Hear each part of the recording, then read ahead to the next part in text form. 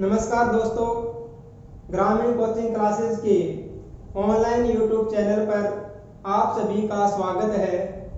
दोस्तों, हमारा टॉपिक चल रहा है राज्यपाल और राज्यपाल टॉपिक को आगे बढ़ाने से पहले शुरुआत करते हैं एक मोटिवेशनल के साथ। मंजिल ने हौसलों से कहा, मंजिल ने हौसलों से कहा, ये तेरे बस की बात नहीं है। मंजिल ने हौसलों से कहा, ये तेरे बस की बात नहीं है। हौसलों ने मंजिल की आंखों में आंखें डालकर कहा, हौसलों ने मंजिल की आंखों में आंखें डालकर कहा, चल झूठी तेरी इतनी औकात नहीं है, चल झूठी तेरी इतनी औकात नहीं है। दोस्तों, हम अध्ययन कर रहे थे राज्यपाल के बारे में। दोस्तों, हम पढ़ चुके थे अनुच्छेद 152, अनुच्छेद 152, अनुच्छेद 153। दोस्तों, अनुच्छेद 152 में हमने अध्ययन किया था कि अनुच्छेद 152 में राज्य की परिभाषा का उल्लेख किया गया है। अनुच्छेद 153 में दोस्तों हमने बात की थी कि प्रत्येक राज्य का एक राज्यपाल होगा, प्रत्येक राज्य का एक राज्यपाल होगा। लेकिन 7वें संविधान संशोधन 1956 के तहत एक ही राज्यपाल 2 या 2 से अधिक राज्यों का राज्यपाल हो सकता है और ऐसी स्थिति में उस राज्यपाल के वेतन का निर्धारण राष्ट्रपति के द्वारा किया जाता है कि किस राज्य से कितना वेतन राज्यपाल को मिलेगा। दोस्तों, आज हम आगे बात करेंगे अनुच्छेद 154, अनुच्छेद 154। दोस्तों, ध्यान देना, अनुच्छेद 154 में राज्य की जो कार्यपालिका शक्ति है, राज्य कार्यपालिका शक्तियां, राज्य कार्यपालिका शक्तियां, राज्य कार्यपालिका शक्तियां राज्यपाल में निहित होंगी, राज्यपाल में निहित होंगी, निहित होंगी। दोस्तों, ध्यान देना, कार्यपालिका संबंधी जितनी भी शक्तियां होती है वो सारी की सारी राज्यपाल में निहित होती हैं। अनुच्छेद 154 में उल्लेख किया गया है कि कार्यपालिका संबंधी सारी की सारी शक्तियां राज्यपाल में निहित होंगी। इन शक्तियों का प्रयोग, इन शक्तियों का प्रयोग, इन शक्तियों का प्रयोग राज्यपाल, इन शक्तियों का प्रयोग राज्यपाल स्वयं या अपने अधीनस्थ, स्वयं या अपने अधीनस्थ के माध्यम से करता है, के माध्यम से करता है। दोस्तों, ध्यान देना, संविधान के अनुच्छेद 154 में कार्यपालिका संबंधी शक्तियों का उल्लेख किया गया है और कार्यपालिका संबंधी सारी की सारी शक्तियां राज्यपाल में निहित होती हैं। इन शक्तियों का प्रयोग राज्यपाल स्वयं या अपने अधीनस्थ के माध्यम से करता है। दोस्तों, ध्यान देना कि यहाँ पर अधीनस्थ से क्या तात्पर्य है। दोस्तों, ध्यान देना, यहाँ पर अधीनस्थ से क्या तात्पर्य है। तो दोस्तों, यहाँ पर अधीनस्थ से तात्पर्य है मंत्रिमंडल से, मंत्रिमंडल से। राज्यपाल स्वयं या इन शक्तियों का प्रयोग किनके द्वारा किया जाएगा? उनके अधीनस्थ अर्थात मंत्रिमंडल के द्वारा किया जाएगा।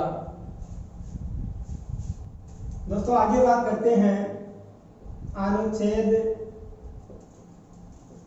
155, अनुच्छेद 155। दोस्तों, ध्यान देना, अनुच्छेद 155 में राज्यपाल की नियुक्ति का उल्लेख किया गया है। अनुच्छेद 155 में राज्यपाल की नियुक्ति का उल्लेख किया गया है। और दोस्तों ध्यान देना, अनुच्छेद 155 के तहत राज्यपाल की नियुक्ति राष्ट्रपति के द्वारा की जाती है। अनुच्छेद 155 के तहत राज्यपाल की नियुक्ति राष्ट्रपति के द्वारा की जाती है। दोस्तों बहुत इंपॉर्टेंट क्वेश्चन बन सकता है कि राज्यपाल मनोनीत होता है, नियुक्त होता है, चयनित होता है या निर्वाचित होता है। तो दोस्तों ध्यान देना, राज्यपाल नियुक्त होता है और राज्यपाल की नियुक्ति अनुच्छेद 155 के तहत राष्ट्रपति के द्वारा की जाती है। दोस्तों आगे ध्यान देना, राज्यपाल की नियुक्ति के समय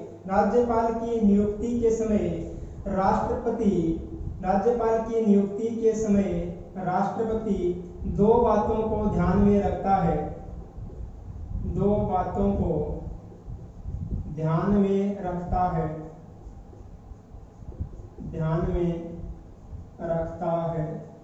कहने का तात्पर्य दोस्तों यह है कि राज्यपाल की नियुक्ति के संबंध में दो अवधारणाएं ऐसी है जिन्हें राष्ट्रपति ध्यान में रखता है, या दो बातें ऐसी हैं जिन्हें राष्ट्रपति ध्यान में रखता है राज्यपाल की नियुक्ति करते समय। दोस्तों देखते हैं वो दो बातें कौन सी हैं। दोस्तों ध्यान देना, नंबर 1 बात है, राष्ट्रपति जब राज्यपाल की नियुक्ति करता है तो वह राज्यपाल उस राज्य का निवासी नहीं होना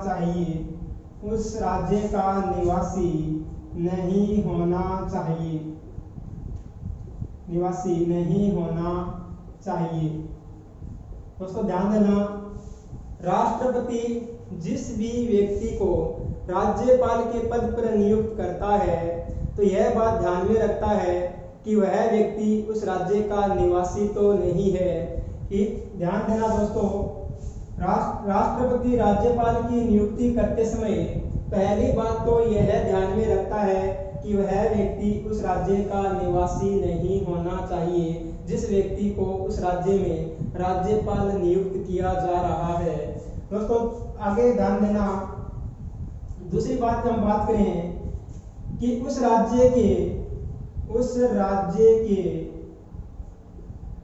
मुख्यमंत्री से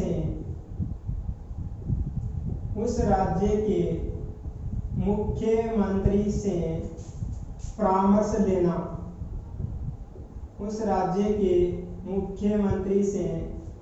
लेना। दोस्तों दूसरी बात ध्यान देनी है कि राष्ट्रपति राज्यपाल की नियुक्ति करते समय या अर्थात हम कह सकते हैं कि राष्ट्रपति जिस भी व्यक्ति की किसी राज्य में नियुक्ति कर रहा है तो उस राज्य के मुख्यमंत्री से सलाह लेगा या उस राज्य के मुख्यमंत्री से परामर्श करेगा। तो ये दो बातें राष्ट्रपति दोस्तों राज्यपाल की नियुक्ति के समय ध्यान में रखकर फिर राज्यपाल की क्या करता है, नियुक्ति करता है। दोस्तों ध्यान देना, अनुच्छेद 155 में राज्यपाल की नियुक्ति का उल्लेख किया गया है। राज्यपाल की नियुक्ति राष्ट्रपति के द्वारा की जाती है और राष्ट्रपति राज्यपाल की नियुक्ति के समय दो बातों को ध्यान में रखता है।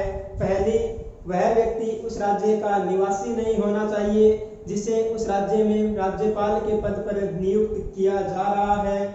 दूसरी बात, उस राज्य के मुख्यमंत्री से राष्ट्रपति परामर्श करता है।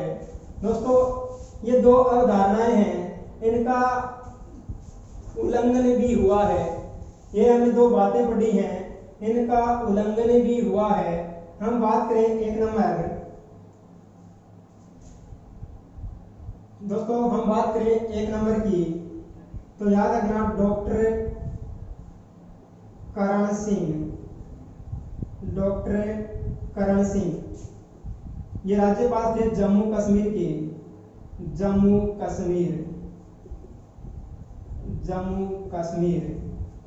दूसरी हम बात करें दोस्तों doctor H C Mukherjee doctor H.C. Mukherjee, Paschim Bengal. और आगे दोस्तों हम बात करें सरदार उज्जवल सिंह, पंजाब। दोस्तों ध्यान देना, हमने बात की है कि doctor Karan Singh Jammu Kashmir, doctor H.C. Mukherjee Paschim Bengal, सरदार उज्जवल सिंह संबंधित राज्य के निवासी होते हुए भी राष्ट्रपति ने इनकी राज्यपाल के पद पर नियुक्ति की है। ये तीनों संबंधित राज्य के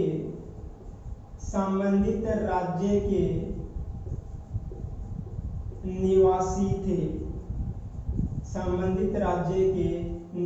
थे। दोस्तों हमने पढ़ा था कि राष्ट्रपति राज्यपाल की नियुक्ति करते समय पहली बात तो ये ध्यान में रखता है कि वह व्यक्ति उस राज्य का निवासी नहीं होना चाहिए। लेकिन doctor Karan Singh, doctor H.C. Mukherjee और सरदार उज्जवल सिंह तीन राज्यपाल ऐसे थे, ये उन राज्यों के निवासी होने के बावजूद इनकी राज्यपाल के पद पर नियुक्ति की गई थी। दोस्तों आगे बात करते हैं कि उस राज्य के मुख्यमंत्री से परामर्श लेना। दूसरी शर्त है राष्ट्रपति के लिए कि उस राज्य के मुख्यमंत्री से सलाह लेना, लेकिन इसका भी 2 बार उल्लंघन हुआ है।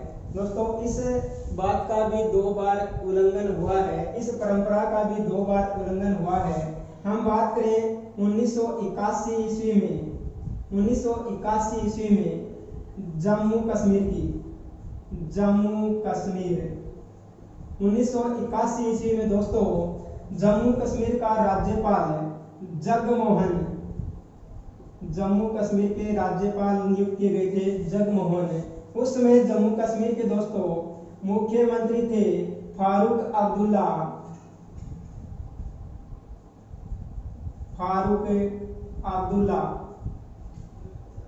दोस्तों ध्यान देना, 1981 ईस्वी में जम्मू कश्मीर में जगमोहन को सीएम फारूक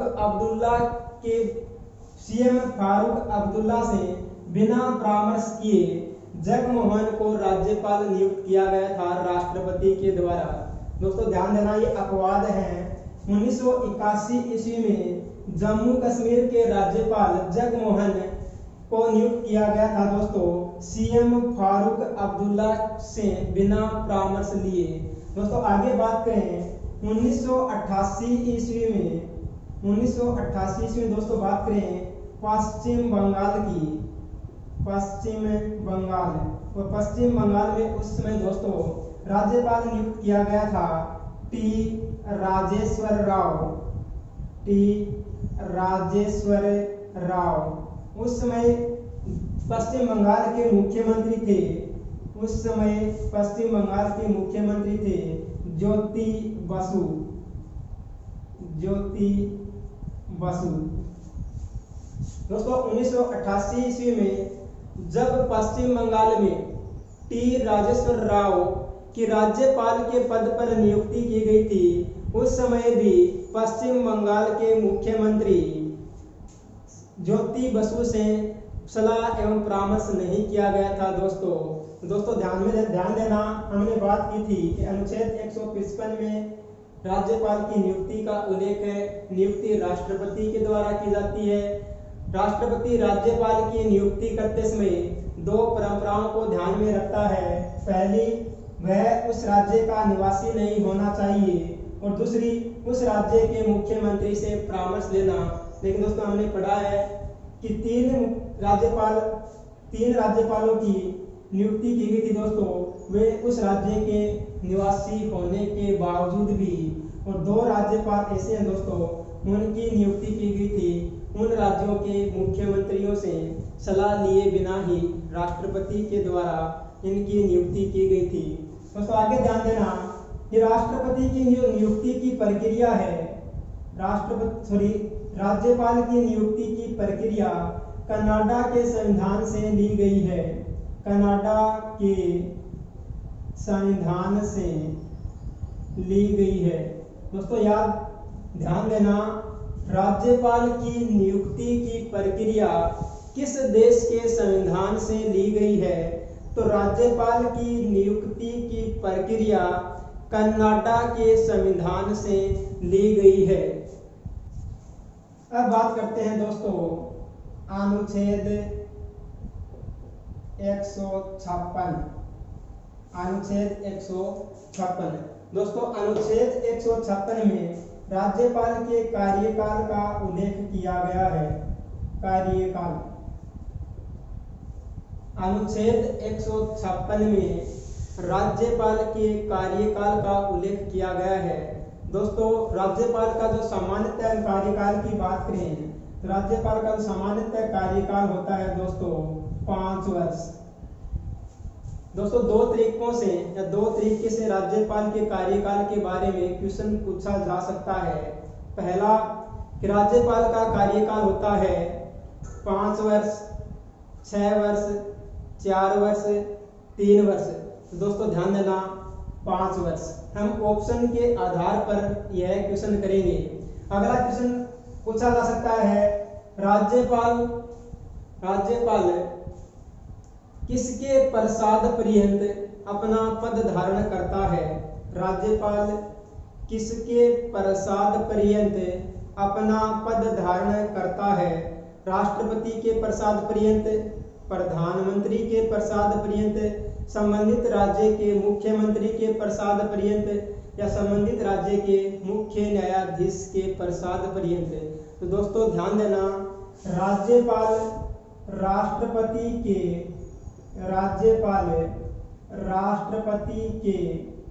प्रसाद पर्यंत, राष्ट्रपति के प्रसाद पर्यंत पद धारण करता है। पद धारण करता है। दोस्तों हमें सिर्फ ये की लाइन याद रखनी है कि राज्यपाल राष्ट्रपति के प्रसाद पर्यंत अपना पद धारण करता है। दोस्तों आगे ध्यान देना, राज्यपाल को हटाने का प्रावधान संविधान में नहीं किया गया है। राज्यपाल को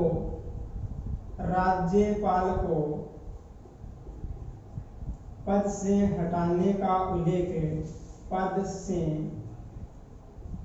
हटाने का उल्लेख, राज्यपाल को पद से हटाने का उल्लेख संविधान में नहीं किया गया है। संविधान में नहीं किया गया है। दोस्तों राज्यपाल को पद से हटाने का उल्लेख संविधान में नहीं किया गया है। लेकिन दोस्तों ध्यान देना, राष्ट्रपति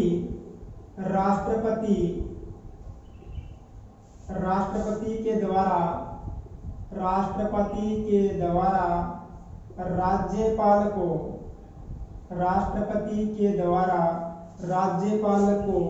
बर्खास्त किया जा सकता है। राष्ट्रपति के द्वारा राज्यपाल को बर्खास्त किया जा सकता है। दोस्तों ध्यान देना, राज्यपाल को हटाने का जो उल्लेख है वो संविधान में नहीं किया गया है, लेकिन राष्ट्रपति के द्वारा राज्यपाल को समय से पहले ही बर्खास्त किया जा सकता है।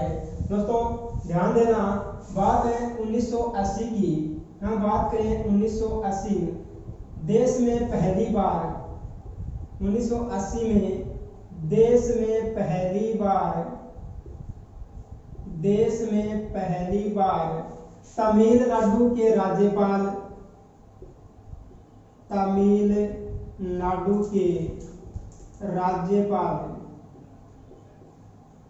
1980 में देश में पहली बार तमिलनाडु के राज्यपाल प्रभुदास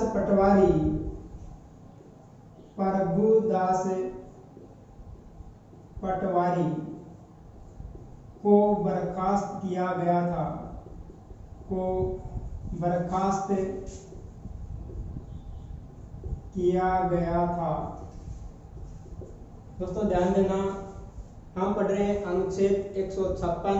अनुच्छेद 156 में राज्यपाल के कार्यकाल का उल्लेख किया गया है। राज्यपाल का सामान्यतः कार्यकाल 5 वर्ष होता है, लेकिन दोस्तों ध्यान देना, राज्यपाल राष्ट्रपति के प्रसाद पर्यंत अपना पद धारण करता है। राज्यपाल को हटाने का उल्लेख संविधान में नहीं किया गया है, लेकिन राष्ट्रपति राज्यपाल को बर्खास्त कर सकता है। और देश में पहली बार 1980 ईस्वी में तमिलनाडु के राज्यपाल प्रभुदास पटवारी को बर्खास्त किया गया था। दोस्तों हम बात करें राजस्थान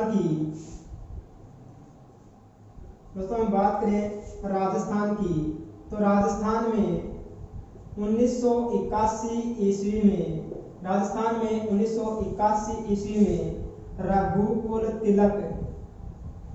राज्यपाल रघुकुल तिलक को बर्खास्त किया गया था, को राष्ट्रपति के द्वारा बर्खास्त किया गया था। दोस्तों याद रखना, हम बात करें राजस्थान की, तो राजस्थान में 1981 ईस्वी में राज्यपाल रघुकुल तिलक को राष्ट्रपति के द्वारा बर्खास्त किया गया था। दोस्तों आगे हम बात करें अनुच्छेद 157। और अनुच्छेद 157 में राज्यपाल के लिए योग्यताओं का निर्धारण किया गया है। योग्यताएं, दोस्तों अनुच्छेद 157 में राज्यपाल की योग्यताओं का उल्लेख किया गया है।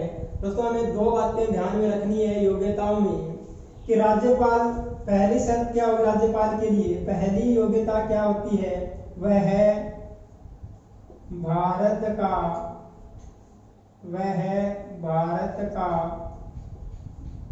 नागरिक होना चाहिए। वह भारत का नागरिक होना चाहिए। दोस्तों पहली योग्यता राज्यपाल के लिए वह भारत का नागरिक होना चाहिए, न कि जन्म से भारत का नागरिक होना चाहिए। दूसरी योग्यता दोस्तों बात करें, न्यूनतम आयु, राज्यपाल बनने के लिए न्यूनतम आयु 35 वर्ष। दोस्तों ध्यान देना, राज्यपाल बनने के लिए जो न्यूनतम आयु निर्धारित की गई है वो की गई है दोस्तों 35 वर्ष। और इसी के साथ याद रखना, राष्ट्रपति, उपराष्ट्रपति और राज्यपाल के लिए जो न्यूनतम आयु होती है वो होती है दोस्तों 35 वर्ष। आगे बात करते हैं दोस्तों अनुच्छेद 158। अनुच्छेद 158 दोस्तों अनुच्छेद 158 में राज्यपाल के लिए आवश्यक शर्तों का उल्लेख किया गया है। आवश्यक शर्तें, अनुच्छेद 158 में राज्यपाल के लिए आवश्यक शर्तों का उल्लेख किया गया है। दोस्तों पहली बात हमें ध्यान में रखनी है कि वह लाभ के पद पर न हो। वह लाभ के पद पर न हो। वह लाभ के पद पर न हो। और दूसरी जो शर्त का उल्लेख किया गया है कि वह संसद और राज्य विधानमंडल का, वह संसद और राज्य विधानमंडल का सदस्य नहीं हो। वह संसद और राज्य विधानमंडल का सदस्य न हो। दोस्तों अनुच्छेद 158 में राज्यपाल के लिए आवश्यक शर्तों का उल्लेख किया गया है। पहली जो आवश्यक शर्त है राज्यपाल बनने के लिए कि वह लाभ के पद पर नहीं होना चाहिए। और दूसरी जो आवश्यक शर्त है कि वह संसद और राज्य विधानमंडल का सदस्य नहीं होना चाहिए। दोस्तों हम बात करें लाभ के पद की, तो लाभ के पद का निर्धारण दोस्तों याद रखना संसद के द्वारा किया जाता है। लाभ के पद का निर्धारण संसद के द्वारा किया जाता है। और दोस्तों हम बात करें कि वर्तमान में वे कौन से पद हैं जो लाभ के पद के अंतर्गत नहीं आते हैं। लाभ के पद का निर्धारण संसद के द्वारा किया जाता है और वर्तमान में ऐसे कौन से पद हैं जो लाभ के पद के अंतर्गत नहीं आते हैं। दोस्तों हम बात करें राष्ट्रपति, उपराष्ट्रपति, सभी राज्यों के राज्यपाल, राष्ट्रपति, उपराष्ट्रपति, सभी राज्यों के राज्यपाल, संघ और राज्यों के मंत्रियों का पद लाभ के पद के अंतर्गत नहीं आता है। दोस्तों फिर एक बार फिर से ध्यान देना, राष्ट्रपति, उपराष्ट्रपति, सभी राज्यों के राज्यपाल, संघ और राज्यों के मंत्रियों का पद लाभ के पद के अंतर्गत नहीं आता है। दोस्तों हमने 2 नंबर बात की थी कि वह संसद और राज्य विधानमंडल का सदस्य नहीं होना चाहिए। दोस्तों अगर राज्यपाल पद पर नियुक्त होते समय, राज्यपाल पद की नियुक्ति के समय अगर संसद या राज्य विधानमंडल का सदस्य है, राज्यपाल पद नियुक्ति के समय अगर संसद और राज्य विधानमंडल का सदस्य है तो राज्यपाल जिस दिन पद ग्रहण करता है उस दिन से संसद या राज्य विधानमंडल में उसका पद रिक्त हो जाता है।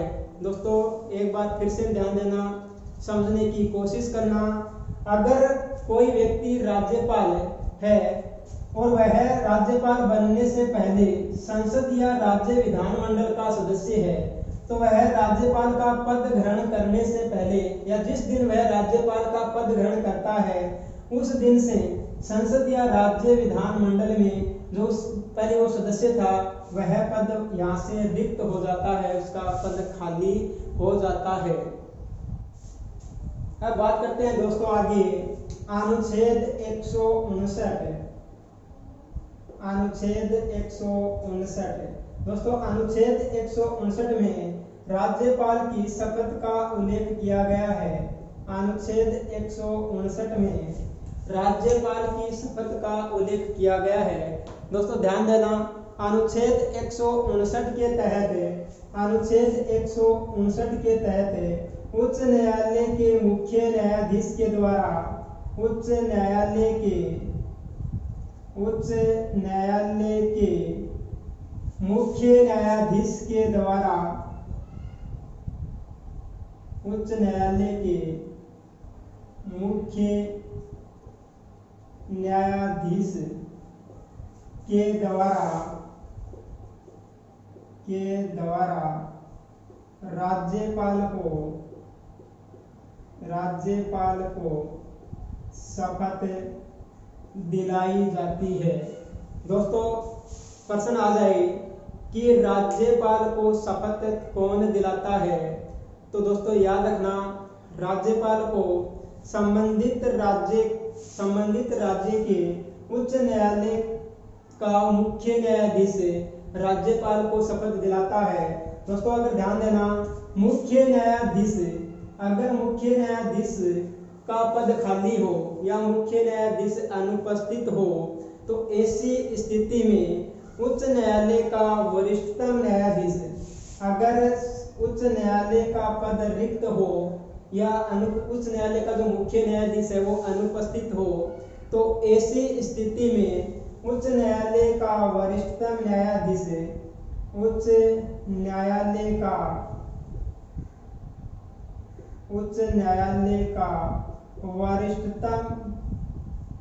वरिष्ठतम न्यायाधीश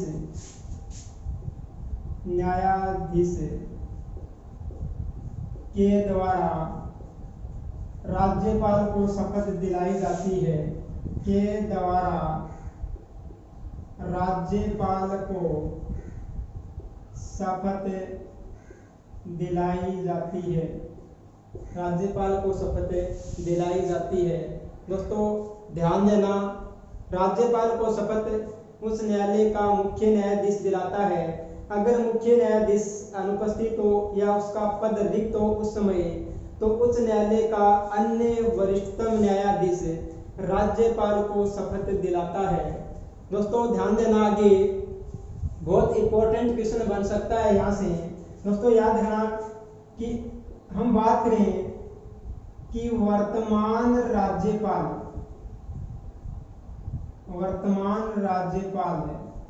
का दोस्तों निधन हो जाए, वर्तमान राज्यपाल का निधन हो जाए,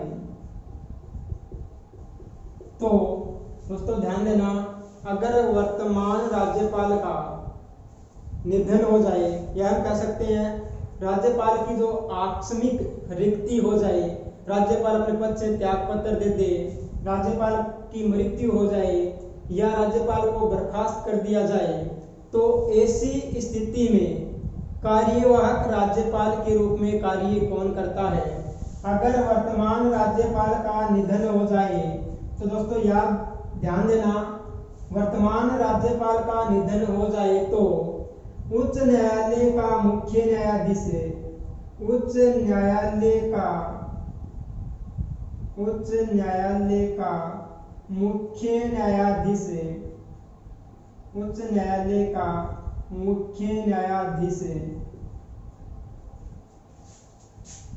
कार्यवाहक राज्यपाल के रूप में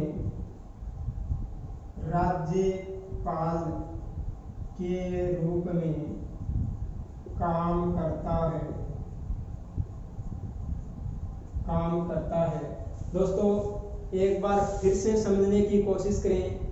अगर वर्तमान राज्यपाल का निधन हो जाए, हम कह सकते हैं कि राज्यपाल का जो पद है वो आकस्मिक, मतलब कोई सी घटना घट जाए तुरंत राज्यपाल अपने पद से त्याग पत्र दे दे, राज्यपाल को राष्ट्रपति बर्खास्त कर दे या राज्यपाल की मृत्यु हो जाए, तो ऐसी परिस्थिति में कार्यवाहक राज्यपाल के रूप में कार्य कौन करेगा? तो दोस्तों ऐसी परिस्थिति में कार्यवाहक राज्यपाल के रूप में उच्च न्यायालय का मुख्य न्यायाधीश, अगर उस न्यायालय के मुख्य न्यायाधीश का पद भी रिक्त हो तो उस न्यायालय का अन्य कोई वरिष्ठतम न्यायाधीश कार्यवाहक राज्यपाल के रूप में कार्य करता है। दोस्तों अगर वीडियो पसंद आए तो इसे शेयर, सब्सक्राइब और लाइक करना ना भूलें। धन्यवाद।